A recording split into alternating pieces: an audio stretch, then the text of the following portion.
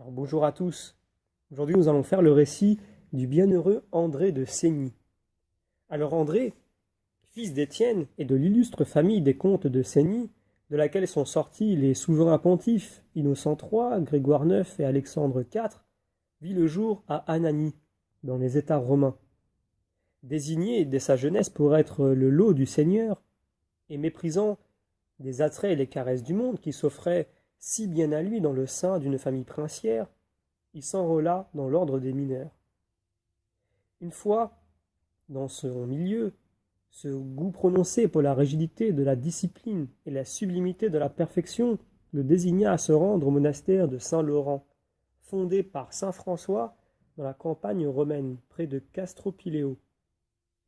Ayant découvert près de là une caverne très sauvage dans laquelle, à cause de sa taille qui était très haute, il ne pouvait nous, il embrassa le genre de vie le plus rigoureux. Il macérait sa chair avec tant de rigueur et de sévérité que, 420 ans après sa mort, on trouva encore adhérentes à son corps des parcelles du cilice qu'il portait continuellement. À cela s'ajoutait la guerre qu'il dut soutenir sans relâche contre les démons, qui ne négligeaient rien pour arracher le serviteur de Dieu de sa retraite. Mais aidé du secours divin et soutenu par la vue de la croix dont il avait gravé le signe dans le marbre de sa grotte, André rendit vains tous les efforts et déjoua toutes les ruses de l'ennemi. Il avait acquis par là un pouvoir particulier sur les démons, qu'il mettait en fuite. Les victimes des attentats diaboliques trouvaient en lui aide et protection. Son humilité n'était pas diminuée par tous ces privilèges réservés aux grands saints. Il le prouva bien lorsque Boniface VIII, son neveu, fils de sa sœur, le nomma cardinal. De peur que cette haute dignité l'éloignât de la vie cachée en union avec le Christ, il en renvoya sur le champ le titre et refusa constamment ce sublime honneur. Cette conduite parut si surprenante et si admirable à Boniface VIII qu'il promit de canoniser son oncle s'il lui survivait. Il avait une âme très compatissante, et sa sensibilité universelle s'étendait jusqu'aux animaux. Au jour qu'il était malade, on lui apporta, pour réveiller son estomac affadi, quelques petits oiseaux tués à la chasse. Le saint eut pitié de ces pauvres animaux étendus sans vie, et tout sanglants devant ses yeux. Il fit sur eux le signe de la croix, en priant Dieu de les ressusciter. Dès qu'il eut fini son oraison, les oiseaux commencèrent à s'agiter, battirent des ailes et s'envolèrent. Doué d'un esprit très apte à l'étude des lettres, il mérita d'être loué pour sa science et fut ainsi, par la doctrine comme par la sainteté, un des hommes les plus remarquables de son temps. Il composa, sous le titre de L'enfantement de la Vierge, un livre excellent sur les mérites et les vertus de la Mère de Dieu. Cet ouvrage a péri par l'injure du temps, mais les témoignages des docteurs en font un grand éloge. Les miracles non plus ne manquèrent pas pour attester sa sainteté. Enfin, comblé de mérite et devenu plus digne du ciel que de la terre, il passa de ce monde à Dieu, le 1er février, l'an de notre salut 1302. Son corps, devenu célèbre par le concours de peuples qui l'attirent et par l'expulsion des démons, se voit et est honoré dans l'église du monastère de Saint-Laurent des mineurs conventuels. Son culte avait été consacré par le temps lorsqu'un décret d'Innocent XIII, pape de la même famille et digne émule de ses ancêtres, le confirma par un décret solennel. Alors nous avons ici le récit d'un bienheureux de l'Église, duquel nous allons tirer 2 enseignements. Le premier, qui sera le plus court, il s'agit de ce moment où l'on dit dans le récit que notre bienheureux André se retrouve face à quelques petits oiseaux, et donc qui lui avaient été servis comme nourriture, et rempli de peine, il choisit de demander à Dieu, par la prière, de redonner la vie à ces oiseaux. Donc il fait un signe de croix, et de cette demande s'ensuit une oraison. C'est important, ce détail, parce que dans la vie chrétienne, bien, il peut arriver quelquefois de devoir accompagner, c'est comme un acte de foi supplémentaire, accompagner la prière d'une peut-être une oraison, ou alors un chapelet. donc de dédier justement cette oraison ou ce chapelet pour cette demande spécifique. Donc là, ici, il était question de donner la vie à ces pauvres animaux. Mais il peut nous arriver aussi de demander que des personnes soient guéries, ou alors soient accompagnées dans un chagrin afin qu'une force du ciel vienne les aider à traverser une épreuve qui peut être personnelle ou par rapport à de la famille proche, qui peut être une maladie comme la perte d'un être cher ou autre. Et souvent, comme un acte de foi, eh bien, nous allons accompagner la prière, donc la demande à Dieu, par peut-être une oraison, un chapelet, brûler de l'encens, etc. C'est aussi pour cela que quelquefois, il faut bien se rendre compte que répéter de façon, je dirais, monotone, sans fruit, une prière, n'est pas aussi efficace qu'une prière fervente, courte, accompagnée d'un acte comme un chapelet, une oraison ou un autre acte de foi. On va l'appeler ainsi dans notre cas. Alors évidemment, ça n'empêche pas de faire des prières ferventes longues. Mais pour ceux qui ont peut-être du mal à être longs dans l'endurance, on va dire, de la ferveur d'une prière demandée vraiment de tout cœur, eh bien, ils ne doivent pas se culpabiliser ou se penser incapables de prier, mais il faut s'adapter à ce qu'ils sont. Ils doivent s'adapter là où ils en sont. Et donc, peut-être se dire, moi, Seigneur, je ne suis pas capable de faire une prière fervente pendant un quart d'heure, 20 minutes.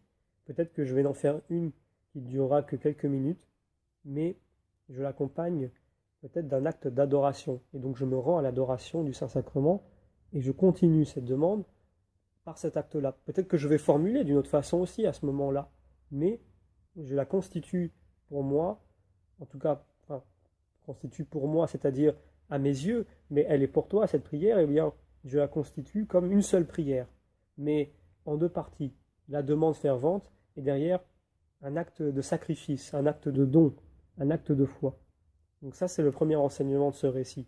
Et le deuxième, c'est, on le voit dans ce récit, que beaucoup de personnes, visiblement, sont attaquées assez violemment par le démon, comme à notre époque aujourd'hui.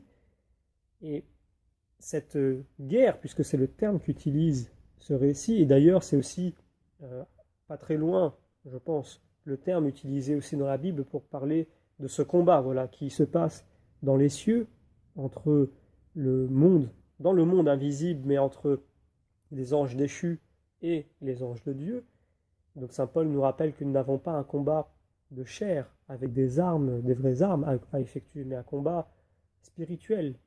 Ce combat-là, il concerne donc les mauvais esprits, les démons, qui tentent tous les jours de nous faire chuter dans le péché et de nous y conforter, quelquefois d'une façon si subtile qu'on ne fait pas attention.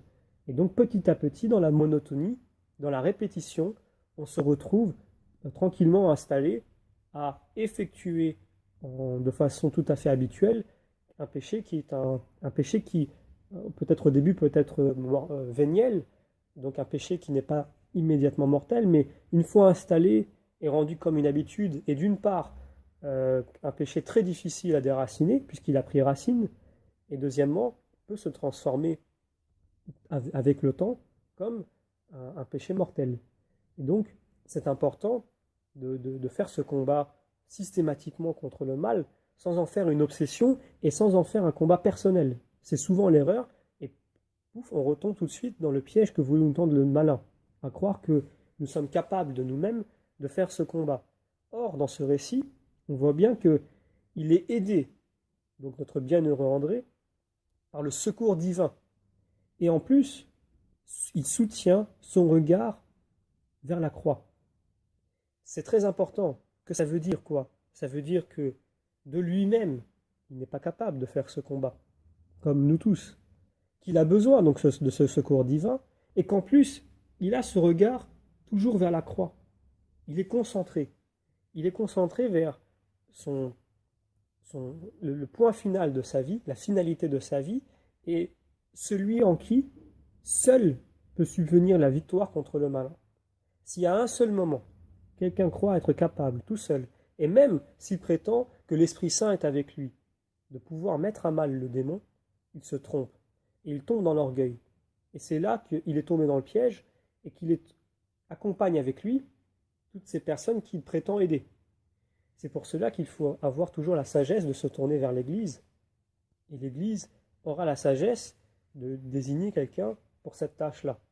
S'il y a véritablement la présence du démon, un exorciste sera désigné. Si la présence s'avère être plus faible, je dirais, que certains degrés de présence, certains niveaux de présence, ça peut être un prêtre qui constituera cet accompagnement via des prières de délivrance. Ça peut être aussi, dans certains cas, des laïcs très bien formés, mais c'est beaucoup plus rare. En tout cas, ce qui est certain, c'est que c'est une réalité, et que cette réalité, il faut la prendre au sérieux.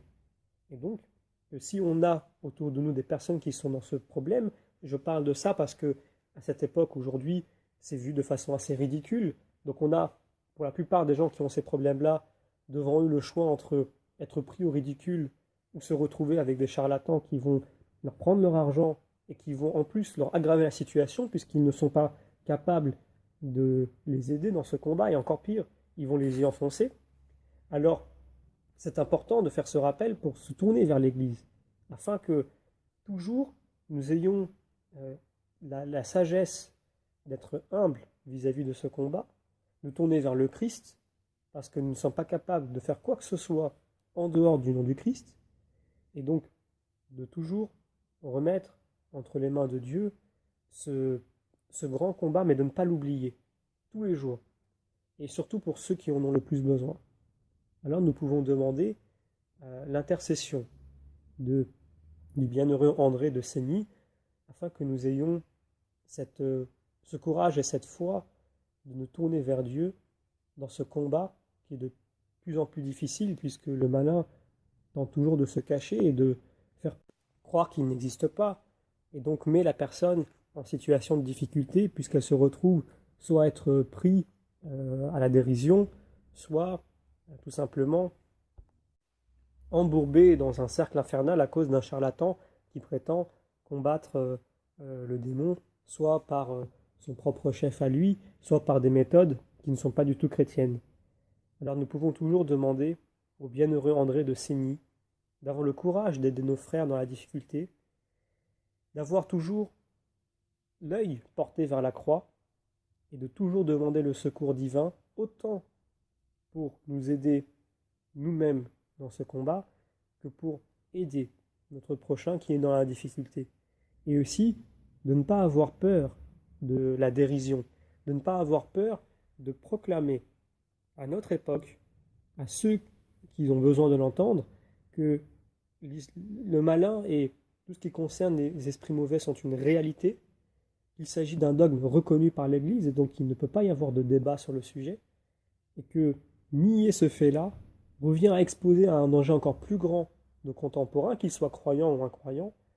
Et donc, pour demander tout ce courage et pour demander cette force, nous allons demander l'intercession du bienheureux André de Segny, afin qu'il intercède pour nous auprès du Seigneur et que son intercession, nous en sommes sûrs, porteront ses fruits puisque notre demande sera fervente et nous l'accompagnerons d'un acte de foi, d'un acte de don, de sacrifice, afin de pouvoir ouvrir, déchirer, de par notre foi, comme le dit souvent saint Jean Chrysostome, eh bien, le voile du ciel et que la grâce de Dieu puisse venir nous arroser pleinement, parce que Dieu ne va pas venir résister à un cœur qui est humble, contrit, doux. Bienheureux André de Segny, priez pour nous.